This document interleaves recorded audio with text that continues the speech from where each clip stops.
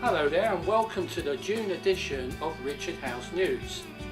Hi, I'm Bernie Whiten and I'm IT Family Support Worker here at Richard House Children's Hospice.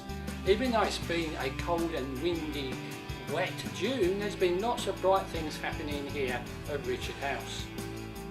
We started the month by celebrating Volunteers Week, which gave us the chance to celebrate the amazing efforts of more than 200 volunteers who give their time to help provide our services here at Richard House. There were cream teas in all 7 of our shops, and our founder and life president Anthea Hare hosted one here at the hospice. There were also prize draws, and we presented every volunteer with a certificate to recognise their efforts. No sooner had one important week finished than another started.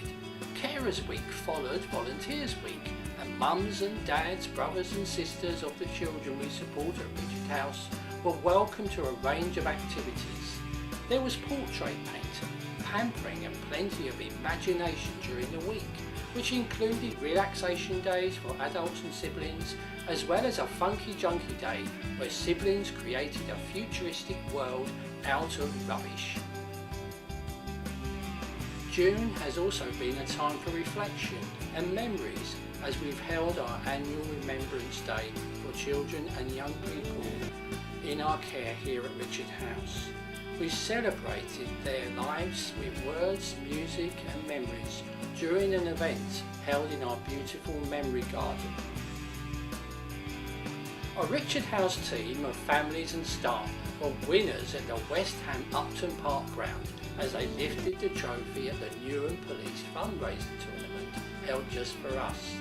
The event raised £1,800, so thank you to everyone who took part. Away from the pitch, we were winners too, we scooping the nationwide London Big Local Award of £5,000, thanks to the votes of our supporters. We've also been in the news again this month. Our Chief Executive Peter Ellis gave an in-depth interview on Plaistow-based Voice of Africa Radio about the hospice, taking questions from listeners and talking about his experience in palliative care, explaining how we support the community. There has also been trips to Westminster. A group from Richard House visited 10 Downing Street last month, and this week I've been to the House of Commons with one of our young adults as part of Action Duchenne's campaign to raise awareness amongst MPs about the needs of children and young adults who have muscular dystrophy. We're looking forward to the school holidays starting next month, and we have lots of exciting events planned for families and children.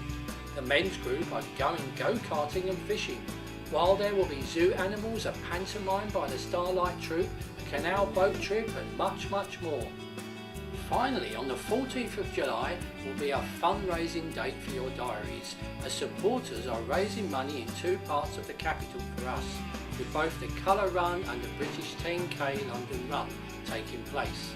Details of how you can get involved with fundraising for Richard House are at the bottom of the screen.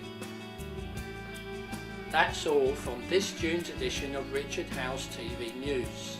Don't forget to check out what's happening online for updates, and be sure to tune in next month for the next edition of Richard House TV News.